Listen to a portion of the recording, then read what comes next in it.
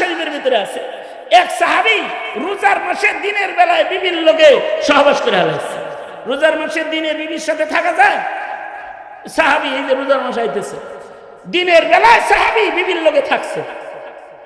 থাকা টাকা সাহাবী তো বয় তো আছে, সাহাবী তো কয় ও আল্লাহর নবী কামটা খারাপ করে আলাইছি, কি করছস? রোজা ভেঙে আলাইছি, কি করছস? বিবির লগে রাত্রি থাকছি। থাকছে না রাত্রে দিনে থাকছে, রোজা ভাঙলি কেন? কাজটা তো ভালো করস নাই, অপরাধ হয়ে গেছে, কেমনে ক্ষমা পাইতে পারি? সিস্টেম কয়া দেন। গুনাহ নিয়ে কবরে যেতে হবে না। আল্লাহর রাসূল বললেন যাও একটা গোলাম আজাদ করে দাও, একটা গোলাম আজাদ, রোজার কাফারা। সাহাবী বলে আমার গোলাম টোলাম নাই, আমি তো গরিব মানুষ, সহজ কিছু পান, সহজ কিছু পান। আল্লাহর নবী বললেন তাহলে যাও 60টা রোজা রাখো। কয়টা রোজা? সাহাবী কয় একটা রাখতারি না, আমি কাম করে আলাইছি আর 60টা রাখুন। 60 দিন কত লম্বা, আর সহজ কোনো কাম পদ্ধতি কি নাই। আল্লাহর রাসূল বললেন তাহলে 60 জন মিসকিন খাওয়ায় দেখা। সাহাবী কয় আমি নিজেই মিসকিন, আমি কেমনে খানা খাওয়াবো আবার 60 জনের? আর একটু সহজ কিছু নাই? আল্লাহর রাসূল সাল্লাল্লাহু আলাইহি ওয়াসাল্লাম একদিকে সাহাবী ক্ষমা লইতে চায়, আর একদিকে যেটা কয় কয় এটা পারুম না, এটা পারুম না, এটা পারুম না। আল্লাহর রাসূল সাল্লাল্লাহু আলাইহি ওয়াসাল্লামের কাছে কিছু খেজুর, আটা, টাকা পয়সা, এক বস্তা আছে। আল্লাহর রাসূল সাল্লাল্লাহু আলাইহি ওয়াসাল্লাম খেজুর, আটা, জবের বস্তাটা তার কাছে দিয়ে বললেন এই নে, আমি নবীর কাছ থেকে এটা তোরে দিলাম, তোরে হাদিয়া দিয়ে দিলাম, এবার এইটা দিয়া মিসকিন টিসকিন খাওয়া টাওয়া নিজে অপরাধ মুক্ত হয়ে যাগা। সাহাবী আটার বস্তা, জবের বস্তা, খেজুরের বস্তাটা মাথায় তুইলা সোজা হাঁটা দিছে।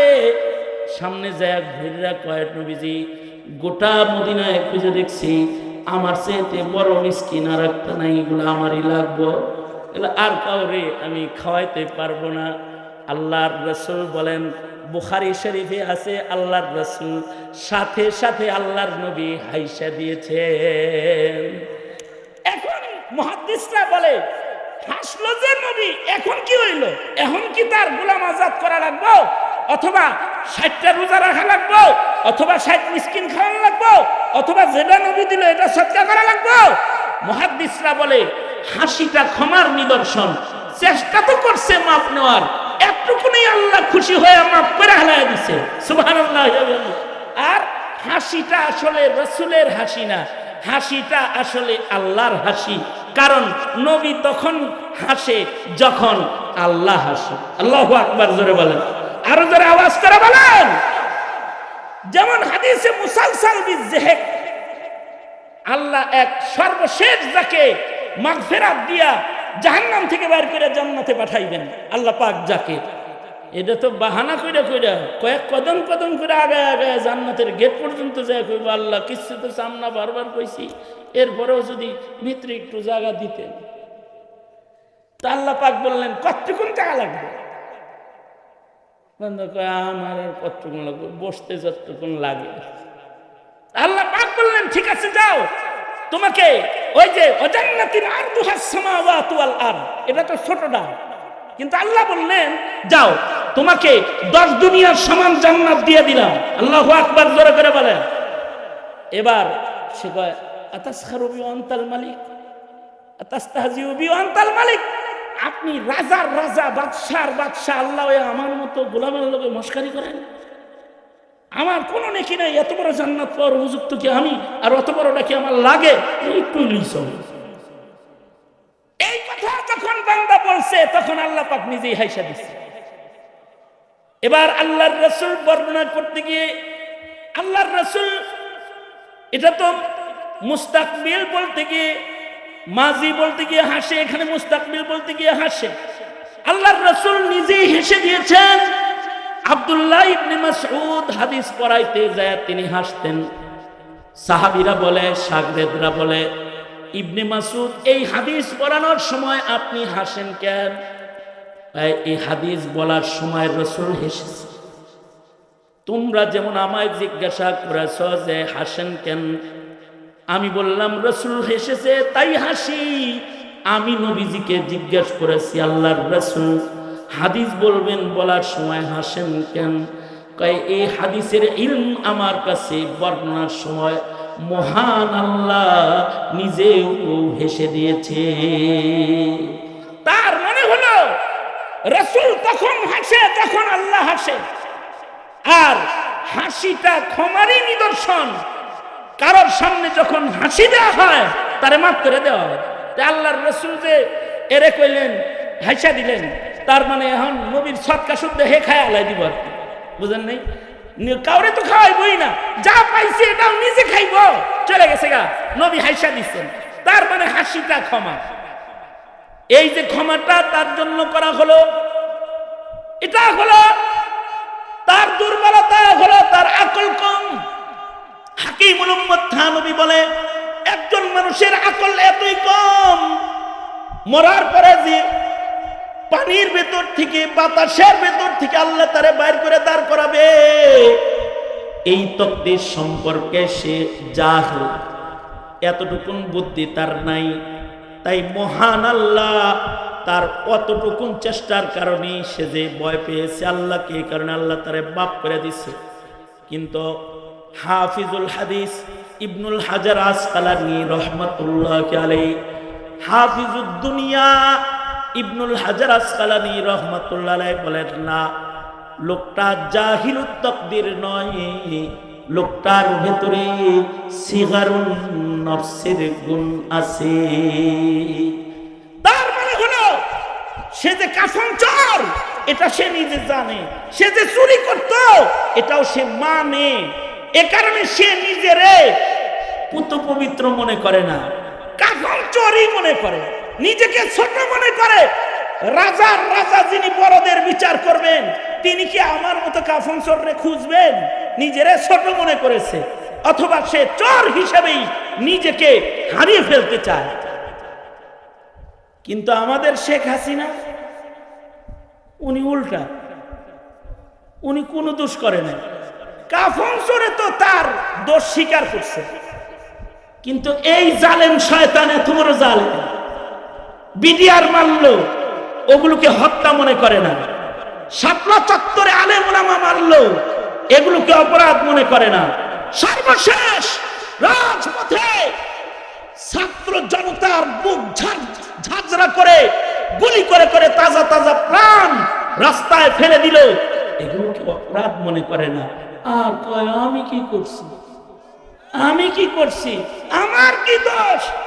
বুবু দোষ চোখে দেখেন না, না বর্ডারের ওই পার আছেন কেন, এই পার আসেন, এই 90% মুসলমানের দেশে একটু পাড়া দেন, আপনার দোষ চোখে আঙ্গুল দিয়ে আপনাকে দেখায় দেওয়া হবে।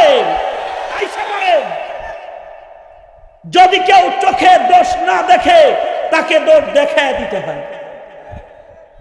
কেউ যদি অপরাধ না বুঝে তাহলে ওর বিচার করে অপরাধ তাকে বুঝায় দিতে হয়। সরকারকে বলবো যারা অপরাধ করে অপরাধ বুঝে না, সত্তর তাদের অপরাধ তাকে বুঝিয়ে দিন, অন্যথায় জনতা এটা মেনে নিতে পারবে না। অপরাধীকে লালন পালন এ জাতি করবে না, অতীতেও করে নাই, এখনো করে না, ভবিষ্যতেও করবে না। তবে কেউ যদি নিজেকে অপরাধী মনে করে, আর যদি অপরাধী মনে করে আল্লাহর কাছেও মাপ চান, তো আল্লাহ পাক বান্দার প্রতি এতই দয়ালু যে তিনি রহমতের দ্বার খুলে বসে থাকেন। এ কারণে আল্লাহ তাআলা বলেন, ওয়াসারিউ ইলা মাগফিরাতিম মির রাব্বিকুম ওয়া জান্নাতিন আরদুহাস সামাওয়াত ওয়া জান্নাতিন আরদুহাস সামাওয়াত ওয়াল আরদু উইদ্দাত লিল মুত্তাকিন। আল্লাহ বলেন, বান্দা দৌড়াও, ক্ষমার দিকে দৌড়াও, যেখানে গেলে ক্ষমা পাওয়া যায় সেখানে যাও। যখন আমার ক্ষমার ঘোষণা আছে আমার কাছে ক্ষমা চাও। তোমার অপরাধ হয়েছে, আমাকে ডেকে তোমার অপরাধের জন্য তুমি মাপ চাও। যারা আমার কাছ থেকে ক্ষমা নিবা তারা জান্নাত পাবা।